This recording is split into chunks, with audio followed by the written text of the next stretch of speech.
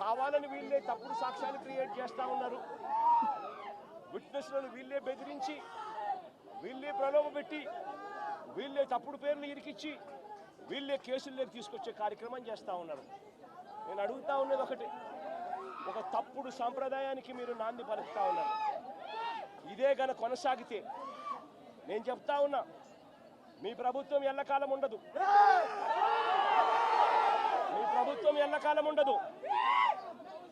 ఒక తప్పుడు సాంప్రదాయానికి మీరు బీజం వేస్తా ఉన్నారు. ఇదే తప్పుడు సాంప్రదాయం ఒక సునామీ అవుతుంది. రేపొద్దున మీ నాయకులందరికీ కూడా ఇదే గతి పడుతుంది. ఇదే జైల్లోనే మీరంతా కూడా ఉంటారు. ఇది కూడా గమనించుకోండి అని చెప్తా ఉన్నా. ఒక తప్పుడు సాంప్రదాయానికి మీరు నాంది పలుకుతా ఉన్నారు. ఒక తప్పుడు పద్ధతికి మీరు నాంది పలుకుతా ఉన్నారు. మార్పు తెచ్చుకోకపోతే మాత్రం రెడ్ బుక్లు మీరు ఒక్కరే పెట్టుకుంటారని చెప్పి మీరు అనుకుంటున్నారేమో. రెడ్ బుక్ పెట్టుకోవడం అన్నది చాలా సులభమైన పని. రెడ్ బుక్ పెట్టుకోవడం అన్నది చాలా సులభమైన పని. నేను మనం మీ విలేకరు కృష్ణకి చెప్పి, కృష్ణ నువ్వు ఒక రెడ్ బుక్ మెయింటైన్ చేయంటే కృష్ణ కూడా మెయింటైన్ చేస్తాడు ఒక రెడ్ బుక్. నీ పేరేం పేరన్నా? రవికి చెప్పి, రవి నువ్వు ఒక రెడ్ బుక్ మెయింటైన్ చేయ రవి అని అంటే రవి కూడా మెయింటైన్ చేస్తాడు. అదే పెద్ద ఘనకార్యం కాదు, గొప్ప పని కాదు. ఆ తర్వాత రెడ్ బుక్లో పెట్టిన పేర్లన్నీ చూసుకొని వాళ్ళని ఇరికించడము, వాళ్ళ ఇళ్లను ధ్వంసం చేయడము, వాళ్ళ ఆస్తులను ధ్వంసం చేయడము, వాళ్ళ మీద దొంగ కేసులు పెట్టడము, ఇదే ఒక పరిపాలన కింద రాజ్యాధికారం చేయడం మొదలు పెడితే మాత్రం రాజ్యాధికారం ఎలా ఉంటుంది అని అంటే ఇప్పుడు చంద్రబాబు నాయుడు గారి పాలన ఎలా ఉందో అలా ఉంటుంది. చంద్రబాబు నాయుడు గారి ప్రభుత్వం వచ్చి 3-4 నెలలు కూడా కాయిపోలా. ఈ 3-4 నెలల్లో చంద్రబాబు నాయుడు గారి పరిపాలన ఎంత దారుణంగా ఉంది అని అంటే నిజంగా నాకు ఆశ్చర్యం కలిగించే విషయాలు, ఆశ్చర్యం కలిగించే విషయాలు కనిపిస్తాయి. ఇదే పెద్ద మనిషి చంద్రబాబు నాయుడు గారు ఎంత రెడ్ బుక్ పాలనలో నిమగ్నమై ఉన్నాడు అని అంటే, పరిపాలన ఎంత గాలికి వదిలేశాడు అని అంటే, ఇదే పెద్ద మనిషి చంద్రబాబు నాయుడుకు తుఫాను వస్తూ ఉంది అని సంకేతం తెలుసు. బుధవారం నాడే తుఫాను, శుక్రవారం సాయంత్రం నుంచి తుఫాను రాబోతా ఉంది, భారీ స్థాయిలో వర్షాలు పడతాయి, అతి భారీ వర్షాలు కురుస్తాయి శుక్రవారం సాయంత్రం నుంచి అని తనకు అలర్ట్ వచ్చింది.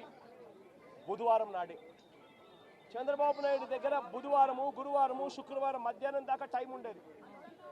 కానీ చంద్రబాబు నాయుడు గారు అనే వ్యక్తి ఎంతగా ఈ మనిషి రెడ్ బుక్ పాలన మీద ధ్యాస పెడతా ఉన్నాడో తప్ప ప్రజల మీద, ప్రజల అగసాట్ల మీద ధ్యాస పెట్టడం లేదన్న దానికి ఇదే నిదర్శనం. 2.5 రోజు టైం ఉన్నా కూడా, బుధవారము, గురువారము, శుక్రవారం మధ్యాహ్నం దాకా టైం ఉన్నా కూడా చంద్రబాబు నాయుడు గాలికి వదిలేసాడు ప్రజలను. తాను అదే రోజే, బుధవారం రోజే, అలర్ట్ వచ్చిన రోజే తాను రివ్యూ మీటింగ్ తీసుకొని ఉంటే డ్యాములన్నీ ఒకవైపున నిండి ఉన్నాయి అనే సంగతి తనకు తెలుసు. పై రాష్ట్రాల నుంచి, మహారాష్ట్ర నుంచి, కర్ణాటక నుంచి, తెలంగాణ నుంచి నీళ్లు వస్తున్నాయని సంగతి తెలుసు. మాన్సూన్ వల్ల అటు పై రాష్ట్రాల నుంచి వరదలు వస్తూ ఉన్నాయనే సంగతి తెలుసు. మన రాష్ట్రంలో కూడా తుఫాన్ రాబోతా ఉంది అనే సంగతి కూడా తెలుసు. మరి అలాంటప్పుడు చంద్రబాబు నాయుడు ఏం చేయాలి? బుధవారం రోజు రివ్యూ తీసుకొని రెవెన్యూ సెక్రటరీని, చీఫ్ సెక్రటరీని, ఇరిగేషన్ సెక్రటరీని, హోమ్ సెక్రటరీని వీళ్ళందరినీ కూడా పిలిచే కార్యక్రమం చేయాలి. వీళ్ళందరితో రివ్యూ తీసుకుంటే వీళ్ళందరూ ఆ తర్వాత కలెక్టర్లతో వెళ్ళి కలెక్టర్లతో వీళ్ళంతా కూడా చేయాల్సిన పనులు చేస్తారు. ఇరిగేషన్ సెక్రటరీ ఉన్న డ్యాములను ఖాళీ చేయిస్తాడు. శ్రీశైలంలోను, నాగార్జున సాగర్లోను, పులిచింతల్లోను 3 డ్యాముల్లోనూ కనీసం ప్రతి డ్యామ్లోనూ ఒక 25-30 టీఎంసీలు తగ్గించుకుంటూ వచ్చి కనీసం ఒక 80-90 టీఎంసీలు మేరకు తగ్గించి ఈ 3 డ్యాముల్లో కలిపి ఒక ఫ్లడ్ కుషన్ మెయింటైన్ చేస్తాడు ఇరిగేషన్ సెక్రటరీ. దానివల్ల పైనుంచి వచ్చే నీళ్లను, ఇతర రాష్ట్రాల నుంచి వచ్చే నీళ్లను, ఈ ఫ్లడ్ కుషన్ ఉంది కాబట్టి నీళ్లను అక్కడే ఆపిండొచ్చు. రెవెన్యూ సెక్రటరీ వెంటనే రిలీఫ్ క్యాంపులు ఏర్పాటు చేస్తాడు. ఆ రిలీఫ్ క్యాంపుల్లో ఏర్పాట్లు బాగున్నాయా లేదా, రిలీఫ్ క్యాంపులు ఎక్కడున్నాయి, ఎక్కడ పెట్టాలి, ఆ రిలీఫ్ క్యాంపుల్లో ఏర్పాట్లను పర్యవేక్షిస్తాడు రెవెన్యూ సెక్రటరీ. హోమ్ సెక్రటరీ లోతట్టు ప్రాంతంలో ఉన్న వాళ్ళందరికీ ఇన్ఫార్మ్ చేసి వాళ్ళందరికీ కూడా చెప్పి ఇలా తుఫాన్ రాబోతా ఉంది అని చెప్పి వాళ్ళందరినీ షిఫ్ట్ చేసే కార్యక్రమం హోమ్ సెక్రటరీ చేయిస్తాడు. మరి నేను అడుగుతా ఉన్నా, ఇదే పెద్ద మంచి చంద్రబాబు నాయుడు ఇవన్నీ చేశాడా అని అడుగుతా ఉన్నా. మరి ఇవన్నీ ఎందుకు చేయలేదు చంద్రబాబు అని అడుగుతా ఉన్నా.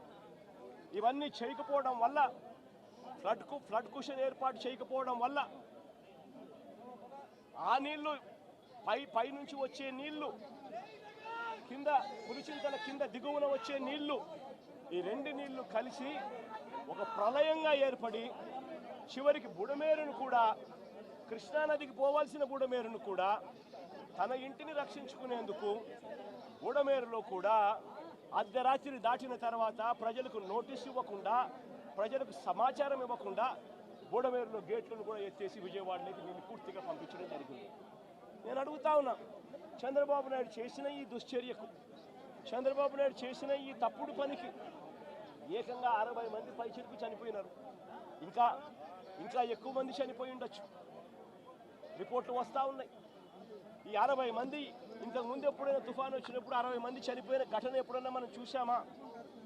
60 మంది ఏకంగా పైన మనుషులు చనిపోతే ఇది చంద్రబాబు నాయుడు చేసిన తప్పిదం కాదా? చంద్రబాబు నాయుడు మీద కేసు చంద్రబాబు నాయుడు గారి మీద నెగ్లిజెన్స్ కేసు అనేది ఎందుకు నమోదు చేయకూడదు అని అడుగుతా ఉన్నా.